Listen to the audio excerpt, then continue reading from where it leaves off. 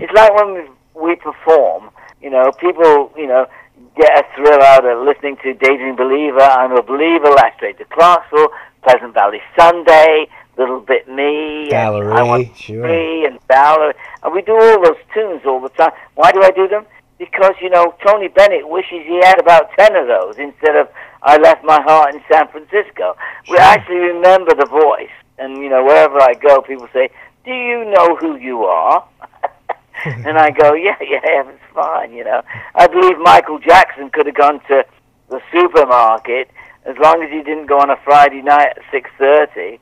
He could have gone there at Wednesday at 4 in the afternoon, as long as he didn't moonwalk into the cheese department, Sure. He could have gone shopping and made some things normal. And, we tend to, as recognize people, like sort of celebrity, sort of isolate oneself. As a performer, I go on the stage and I confront the people and talk to the people and I try to give them a familiarity. You better be good if you come after we do, I mean, the band is great. We have a great six-piece band with horns, and right. We have, all the tunes that people remember and recognize.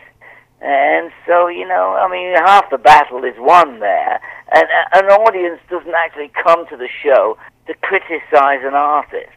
They come there to enjoy the music they're familiar with, and they come there to enjoy the conversation. And it's not a hard thing to do as an artist. It's just that it's sort of like I don't want to sing "Be Happy, Don't Worry." Right. That guy that recorded that, he doesn't want to sing that song anymore. And you go, "Are you kidding me?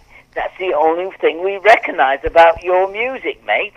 Why are you not singing that song?" You've got to dance with the girl that brung you. Yeah, that's it. You got to dance with the girl you came with. I love that idea. I have no problem with that. And if I show up and people say, "Hey, Davy Jones, the Monkees, hey, Rhythm," I say, "Yeah, right, man." They're recognizing me and they're talking to me about my success. Right. And I want to say, hey, got a musical on the board here. It's going to be one of the hit musicals of the century. You've written books, as too. Bono thinks it's going to be, and as Green Day think it's going to be, and as Elton John has proved it can be. And right. so, I got lots of stuff going on, and I live in an apartment overlooking the ocean, and I got a beautiful home in Pennsylvania. Well, after 50 years, you got to understand. Come on, sure, I should have things like that. It's only fair that I should. I shouldn't. I'm not Lindsay Lohan or sort of like Robert Downey Jr. I'm not out of rehab yet. Right. And if I was, then it would be quietly done, without the fanfare of some baby boys and baby girls coming out the nightclub at 4 in the morning. Right. Rat-faced. I can't say I haven't been. And I can't say that I don't enjoy doing that. And having a great time with the lads and playing some darts, sure. and we're having a couple of beers. Uh-huh. And he would whisper in my ear, "How much is enough?" I Sure. get that kind of thing. I say, "Oh, well, whatever." You go into, all these entertainers I remember from the 60s and 70s and 80s, You know who I used to be? And, they sit at the bar and people buy drinks and, everybody thinks that, they can, go on forever. And that's the downfall of most people. You've just got to know your limitations. And if you don't know your limitations, you've got to have somebody next to you that does. We tend to get very highfalutin and very above ourselves when as an entertainer. Sure. We make all this crazy money, and then all of a sudden there is no more money. And so therefore you go, what? I mean, how could Michael Jackson be broke? How could... Sure, they all do it. Like, they live beyond their means. Well, in a sense you do. But you live the means that other people expect you to. And so therefore, they don't realize that, there are, downfalls, and the benefits are great, but the downfalls are even greater. So be careful what you do, lads, girls and boys. Out there, you're making records, and you're selling products, and you're traveling, and it's not the way it is. Well, records these days, you got Paul McCartney and Joni Mitchell and James Taylor selling records in Starbucks, you know. Yeah, And sure, the money it's a different today industry. is not with the record companies. The money today is in the traveling. It's in the tours. In the live appearances. So, you know, Davy Jones at the Ram's Head endorsing my talent, and it's an audience appreciating it, and it's an occasion that I've done for many years now. I've been coming in and going through that venue. Right. Gratefully, and also entertaining the audience. I mean, we're just in San Francisco at the Raz Room. We're talking about going to Feinstein's in New York, which is a cabaret club. Sure. That's a brave place to go to, you know, especially in a town that's full of entertainment. You know, we're talking about Vegas and going to, you know, I'm not afraid of any of that. I mean, you should be. That. But then again, as I said earlier, we have the music, we have the songs. Carole King, Neil Diamond, Harry Neal Sedaka. I've read other places where you say you do enough to keep yourself fed and to support your lifestyle, and enough is enough.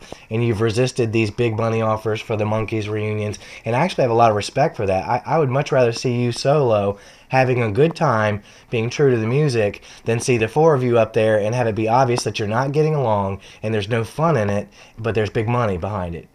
Well, let me just explain that one to you as well. I just had an experience with some promoters that talked to me about the Eagles going out there. And you've got two of them traveling in a private jet and one of them traveling in another private jet. They go onto stage. They've never said they work together. They're playing. They're charging $350 a ticket.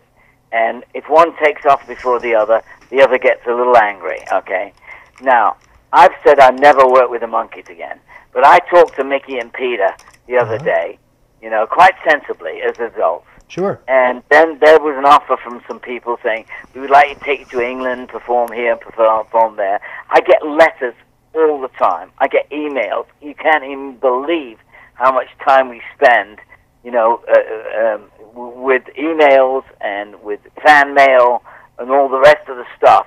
We read it. We just don't throw it away. It's not sort of like, right. I mean, I have great respect for Ringo Starr, but at the same time, when he put an announcement out about a year and a half ago saying, don't send me any more records, don't send me any more emails, he was getting tired of having to, you know, hire people to take care of it, having to explain this, that, the other. And I asked him one day, I said, so what do you do when they say, you know, what have you done?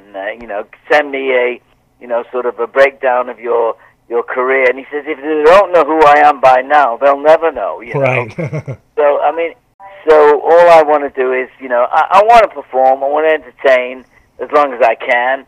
Just wait for the, you know, sort of, you know, the payday that's going to, you know, sort of stop me from having to,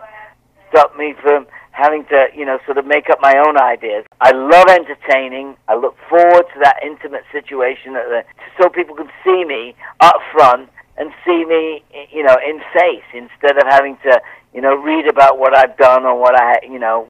That's why I keep performing in between all the things that I do otherwise, you know. And you've written books as well, correct? There's been 3 books, yeah. And I've wrote many stories, many finished stories that I have. Do you have an opinion on my future as a Davy Jones impersonator, or based on what you heard? You sing it better than I did. You know, it's a compliment to me. You know, as I say, when I go any place and I'm someplace and someone turns around, we met some people today, and they were from, I got to think where they were from, Latin America somewhere, and they got Costa Rica.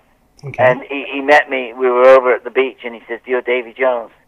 And then all of a sudden, my wife and I struck up a conversation. And before we know it, his daughter was there, and he conversed with us and says, "When I grew up in Costa Rica, the Monkees were my favorite group." A couple of other, you know, people come up to me, you know, the cameraman, somebody else, in tears.